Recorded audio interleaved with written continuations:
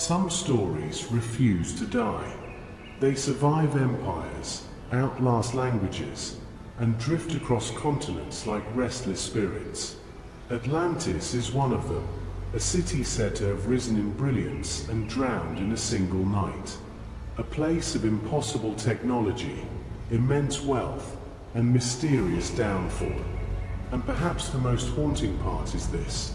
The story began not as a legend whispered by travelers, but as a philosophical warning written by one man, and somehow grew into the greatest archaeological riddle of all time.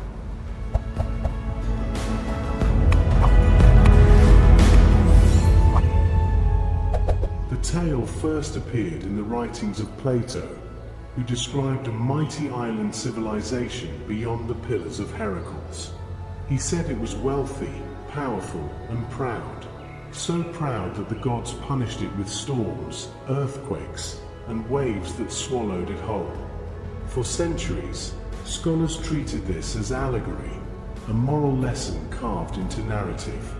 After all, Plato never claimed to be a historian. He claimed to be a teacher of wisdom. But then came the strange part. The more explorers searched the world, the more fragments they found, ruins, myths, and geological scars that seemed to echo pieces of Plato's tale.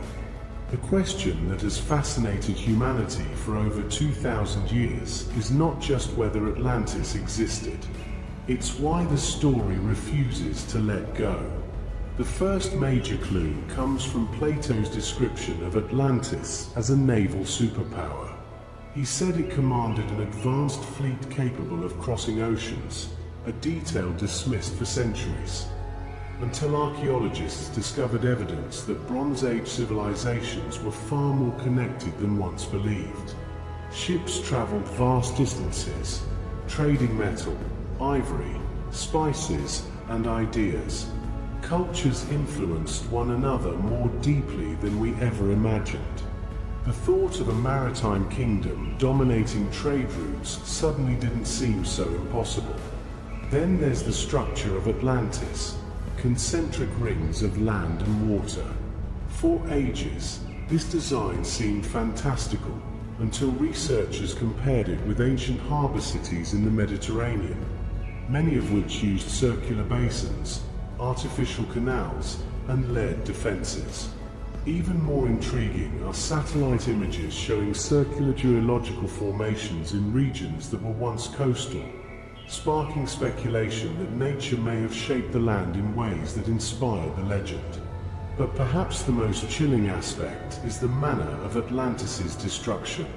Plato describes a single catastrophic night, earthquakes, flooding, and a city consumed by the sea. To ancient readers, this was dramatic storytelling. To modern scientists, it sounds eerily familiar.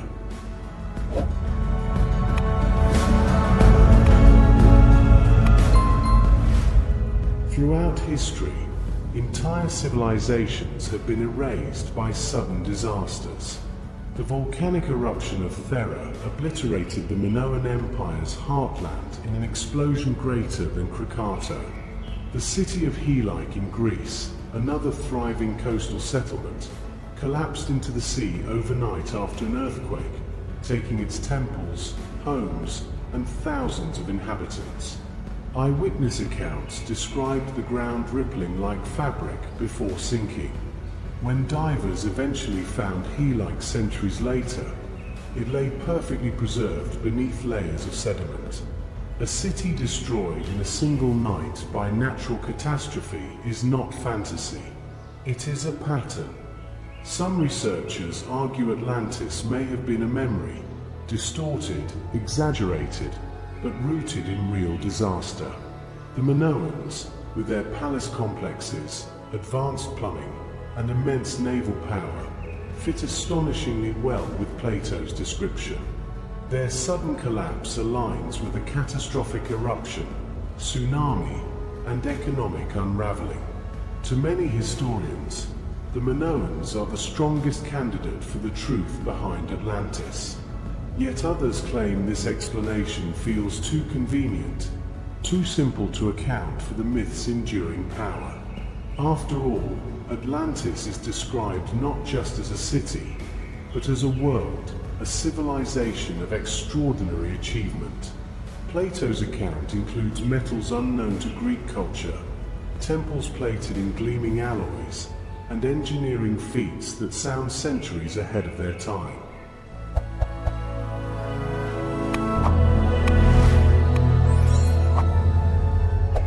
Some believe these embellishments were intentional, a way to magnify the moral message. Others suggest Plato may have drawn from older sources, tales passed along by Egyptian priests, stories of forgotten islands, or memories of ancient floods. Civilizations along the Mediterranean had already been telling flood myths for millennia. Perhaps Atlantis was not one city, but a mosaic of many tragedies fused into a single narrative. And then there are the outliers, claims placing Atlantis in Spain, Morocco, the Caribbean, even Antarctica. Most of these theories collapse under scrutiny, but they reflect a deeper truth. The human mind is drawn to mystery. When a story survives for thousands of years, people want it to be more than metaphor. They want it to be discovery. But what if everyone has been asking the wrong question? Instead of where was Atlantis? Perhaps the real question is, why do we keep searching for it? Atlantis embodies a universal fear that even the greatest civilizations can fall overnight. That technological advancement, political might, and cultural richness offer no protection from catastrophe, whether natural or self-inflicted. Plato warns that Atlantis fell because it became greedy, corrupt, and self-assured. Its brilliance blinded it to its own flaws. Every civilization faces this mirror. The Romans believed themselves eternal. The Maya built cities of stone that pierced the sky.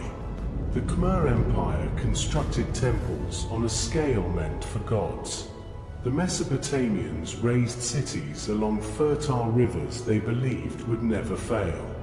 All eventually collapsed, some slowly, others suddenly. The ruins they left behind are reminders that no society is immune to the forces of nature, ambition, or time. Atlantis remains powerful because it is not merely a lost city. It is a lesson written as a warning, wrapped in a myth. It asks whether humanity can recognize its own fragility before it is too late. And yet, the story is not only about destruction. It is also about imagination and perseverance. The countless explorers and thinkers who sought Atlantis were not just searching for a sunken city. They were searching for the limits of human possibility. They were searching for proof that we have always been more advanced, more curious, and more interconnected than we assume. Perhaps the truth is neither entirely historical nor entirely mythical. Maybe Atlantis existed, but not as a single city, a single empire, or a single moment. Maybe it is a legend born from many civilizations, many disasters, and many memories of lost worlds swallowed by time. In the end, Atlantis survives not because we can prove it, but because it reflects us. Our ambitions, our fears, our hope that knowledge can be recovered, that mistakes can be understood, that fallen worlds can teach living ones.